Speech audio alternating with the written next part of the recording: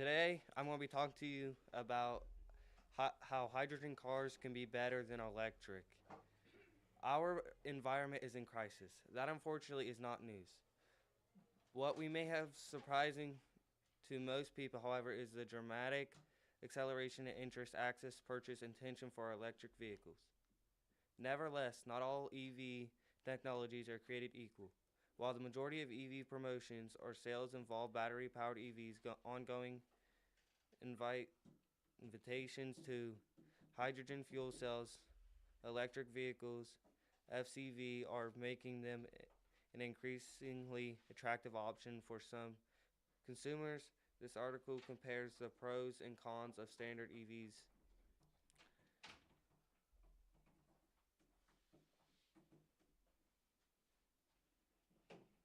Produce electricity by injecting hydrogen into the vehicle's fuel cells rather than drawing electricity from battery as with most standard EVs, because the only byproduct of the process of converting hydrogen into electricity is water.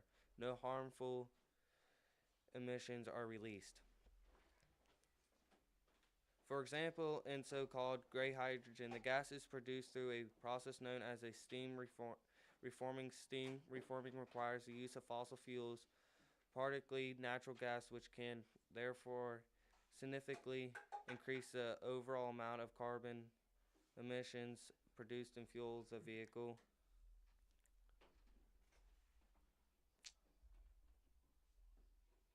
The takeaway: alternate fuel vehicles are more than just the wave of the future. They will be the key to saving our planet. However, vehicle technology varies widely, with batteries powered electric vehicles and fuel cell electric vehicles at the forefront of sustainable innovation. And that's all I have.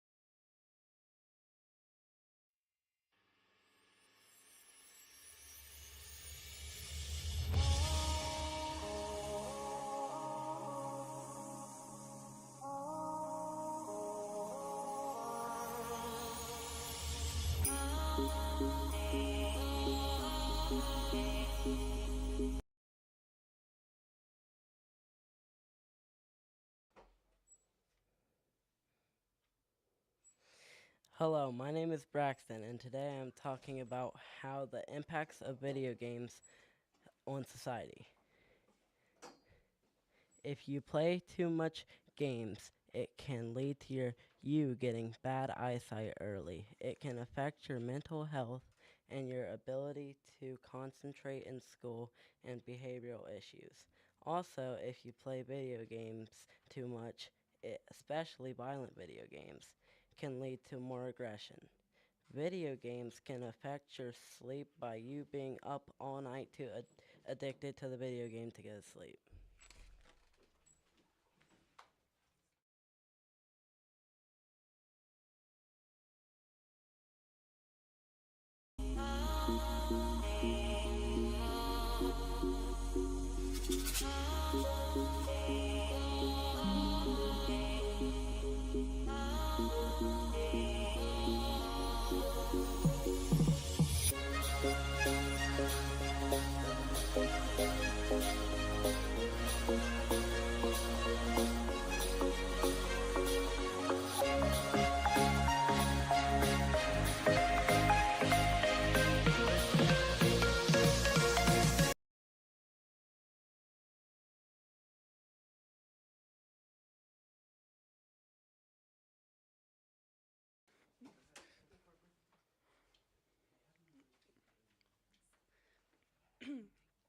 Today I'll be talking about why inappropriate music is bad for kids.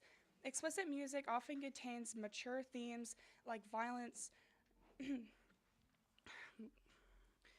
sexual content, and strong language. Exposure to this at a young age, even for a mature 13-year-old, could still have negative impacts on their developing worldview, values, and behaviors. Some genres of music are associated with substance and alcohol abuse, abusing authority, and rebelliousness, along with violent behavior, delinquency, and impulsive and violent traits. Exposure to music strengthens the brain and tissue that connects the two hemispheres of the brain. With that connection strengthened, a child will be better equipped to regulate their mood, emotions, and behavior. A research study suggests that listening to songs with violent lyrics can increase aggressive thoughts and emotions among young people. The research also stated that repeated exposure to violent songs can contribute to development of an aggressive personality. There's evidence that listening to music with sexual content as the lyrics makes teenagers more likely to start having sex earlier than their peers. One study found a relationship between violent song lyrics and an increase in aggressive thoughts and feelings of hostility. An explicit track is one that has curse words or language or art that is generally deemed sexual violence or offensive in nature, and that's all I have.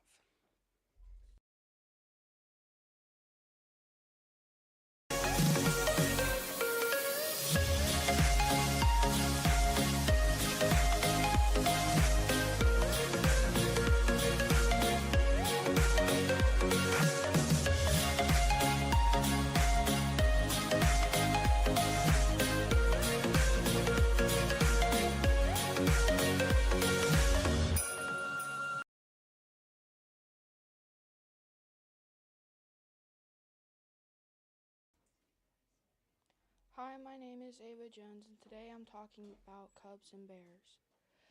Bear cubs born blind and helpless in their mother's den, weighing at 8 to 16 ounces, covered in thin fur and very tiny. Cubs have a good chance of living in adulthood. Bear cubs grow up very fast, weighing at 80 pounds or more. By time they are one year old, and their big growth are from the richness in their mother's milk. Black bear cubs do as their mother, so they look up to them. Bears. Brown bears know they are being hunted, so they know when you are watching them. All bears are fast at running, so don't be fooled by their weird walking. And they are good at swimming and not all bears are brown bears. Black bears are more good at climbing than some other bears. Wild brown bears use rocks as tools to help them scratch an itchy spot.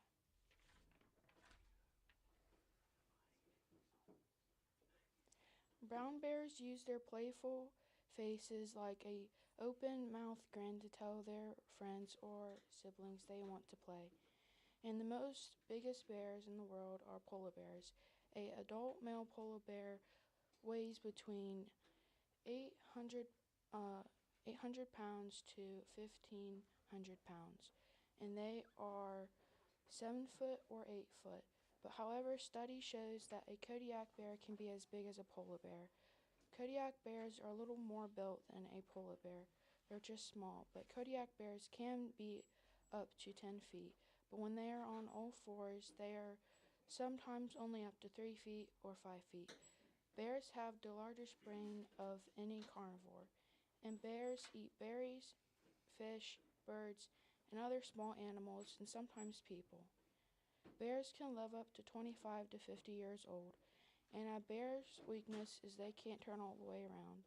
The rarest bears are spirit bears, goby bears. There is only 50 to up 150 left.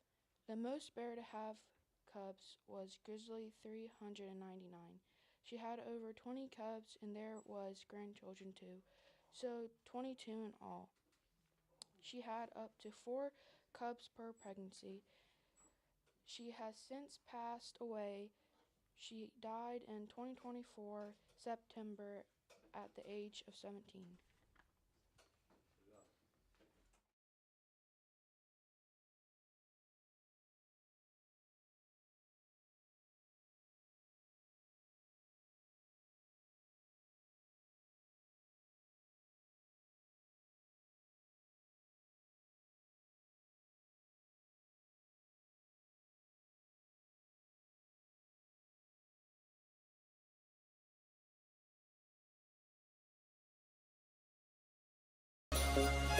It's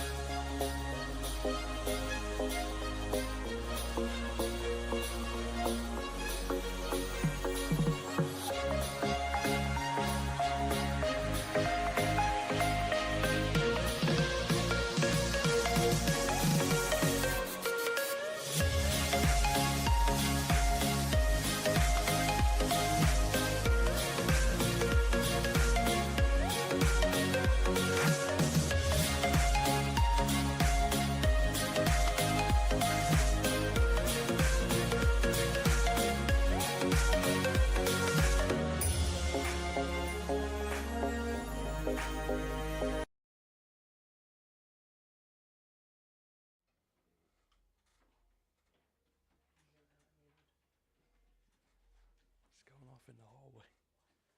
Am I live? Am I live? My name is Alton Jones, and my speech today is going to be about football. The history of football. The first ever football game was played in 1869 between the Rutgers and Princeton, West Virginia. Anyway, the game was played with a round ball, and all they did the whole game was rush the ball. And the field goal was in the middle of each other's end zones, but in today's football, it's behind the end zone. And in 2024, the ball is shaped differently. It has an oval more shape, and in the NFL and college, they've resorted more to running and passing the ball. And the NFL was founded in 1920 in Canton, Ohio, and there is 32 teams. The first ever Super Bowl winner was the Pittsburgh Steelers. Anyway, in college football, the first ever championship game ever won is held by the Rutgers. The Rutgers won in 1869.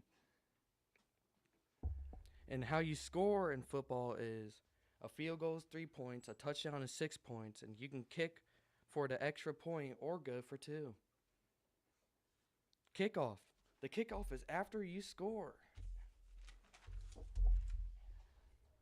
And they kick it towards each other's end zones. And if you get a touchback, the refs will bring it out to the 25.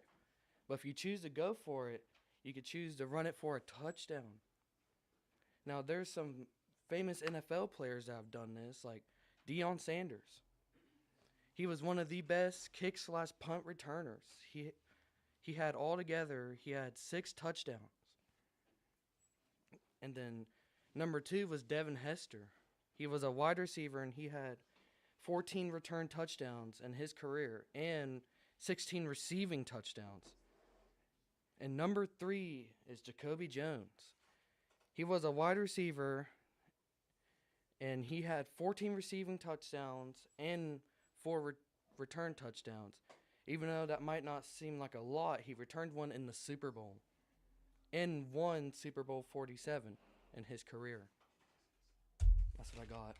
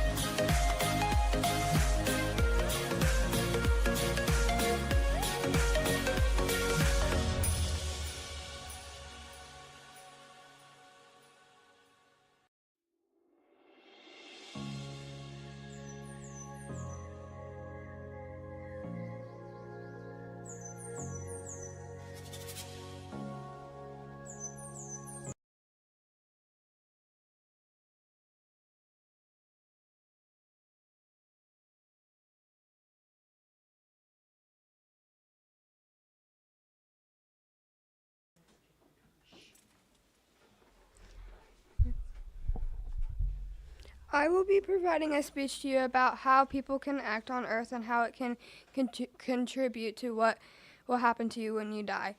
Which place you are probably going to enter. You will enter one of two things when you pass away, and it is hell or heaven. Now I'm going to talk to you guys on how you can get into heaven. Some people don't get the full meaning, so they don't get into the kingdom of heaven. But that is on a person who didn't tell them the truth if someone did talk to them about it.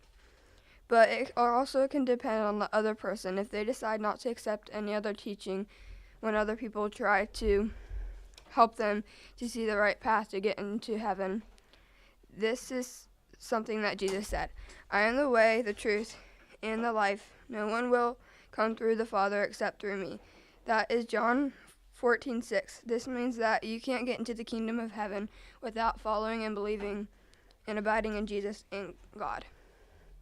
Now we are in the part, if you do these things that are of God, you will not be going into the place that you think you will be in. Some people don't think that it's really easy to be a Christian, but it's really not. You have to do a lot of things like follow the 10 Commandments and read your Bible and tell others about Jesus. But the point is that it isn't easy to follow God, but you should do it because He is the one who created all things and gave you the ability to live. So you should follow Him because He created you, and not only that we were the ones that God made and did not speak to be alive. If you don't follow God, then you don't have a good chance of going into heaven. If you don't read the Bible, then you will not be able to fight off the things that come to you when bad things happen in time. You most likely won't prosper and have a good life. And you probably don't want to go to church because you won't really know a lot about it and you think that it's the meanest thing. And that's all I have for you guys today.